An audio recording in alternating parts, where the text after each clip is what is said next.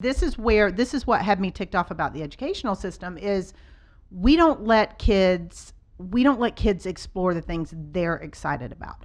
Instead, we push everything down their throat that's irrelevant, and they're going, I hate school. I hate learning. Why should I do this? And I feel like we'll tie it into, I'll tie it into everything. I'll tie it into debt. I'll tie it into unhappiness. I'll tie it into depression, because we're forcing people to be interested in things that aren't interesting. And we're not allowing any room for curiosity. Because if you think about kids, because I have kids at, different ages, they come home from school. They get up, they get ready, they go to school. They stay at school all day and study a bunch of crap.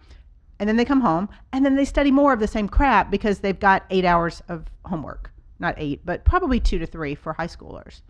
And the reason they have that is not because of the teachers, because I had this conversation yesterday with one of my daughter's teachers. It's not them. It's the fact that they have a curriculum they have to follow, and they have stuff they have to test on. And that's kind of where we got to figure out how to let kids and adults be curious again.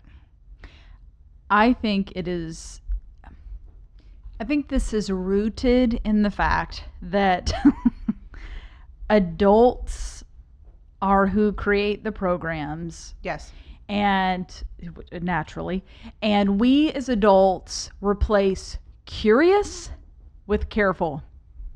Oh, that's good. Oh, because I will tell you, Isaac, in his thinking of like, he's space and I'm over here, with the office. Yeah. He, in many ways, experiences life to a fuller degree than I do. Yep. Because I was just raised careful. Yeah. And again, not necessarily that that's the bad thing, but like if you look at, which is, opposites attract, right? If you look at us, we would both sit down and give you the same answer on like, typically I'm the one who I have to think about something before a decision is made, which means sometimes I lose out on an opportunity. Sometimes, I protect us from maybe a pitfall. Yeah. Where Isaac is quicker, and so he seizes the moment and, moves forward faster than I do. Yeah. One of us is better than money than the other. Yeah. So, but there's careful. A balance. It is, and I like the care. And there's nothing wrong with being careful, as long as it doesn't squash curiosity. Because I'm definitely careful and cautious about things, and I have a tendency to overthink. I'm getting better at that in my old age. I'd say the last probably 5 years or so, I've gotten better about overthinking. But cautious is okay, as long as it doesn't kibosh the curiosity. Because I'm take all these personality assessments, and one of the things I've talked about on here before is StrengthsFinder by the Gallup organization. It's a big kind of assessment. I love it. Well, one of my strengths, they call it activator. And the best way to describe it is ready, fire, aim.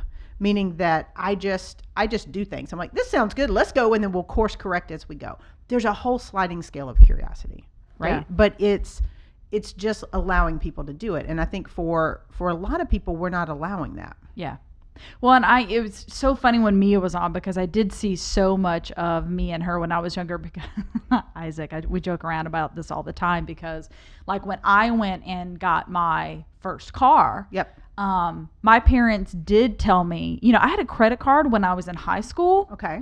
And I paid that baby off. Yeah. I'd put like little things on that I wanted, but I'd pay it off every time. And so my credit was immaculate. Mm-hmm. And when I went to buy my first car, they told me in the dealership, like, I've never seen someone your age with the credit score that you have, which of course meant I had a lower payment and all that good stuff. And I also paid it off in 3 years instead of 5. Right. And that's the stuff I brag about, where Isaac was probably off climbing a mountain having some experience.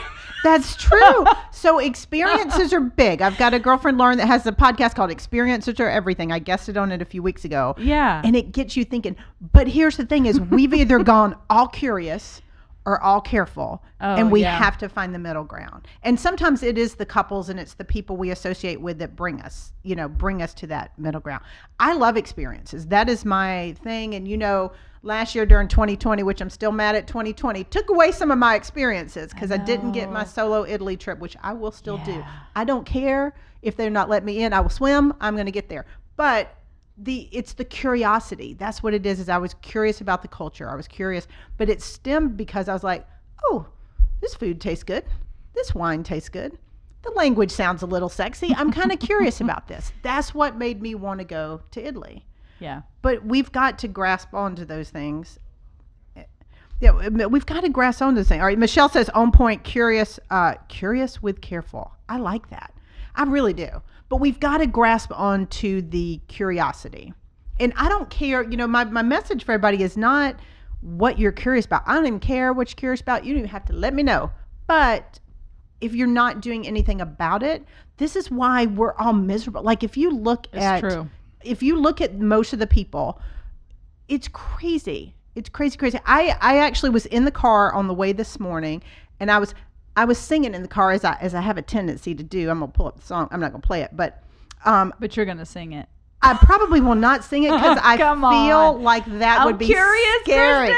All right, so there's a band called Mercy Me. Yes. That my friend turned me on to. And so there's one called Grace Got You. And it basically, let me pull up some of the lyrics. It was sing so the back row hears you, glide because walking just won't do, dance. You don't have to know how to. And then it's talk about grace, it says ever since. But it's saying laugh till your whole side's hurting, smile like you just got away with something. So, I mean, it's all these things. The whole song is talking about just go for it. Be out there. Be curious. And I feel like there's very few things in life that make us like sing like the back row, like sing at the top of our lungs type of thing. Yeah. That kind of that smile and dance like nobody's watching. That was the whole message of the song. I'm like, yes. But I would ask everyone listening, what are you so curious about? What place, what person, what topic, what interest, what hobby are you so curious about that makes you smile like nobody's watching or dance like nobody's watching? I mean, that's what we need.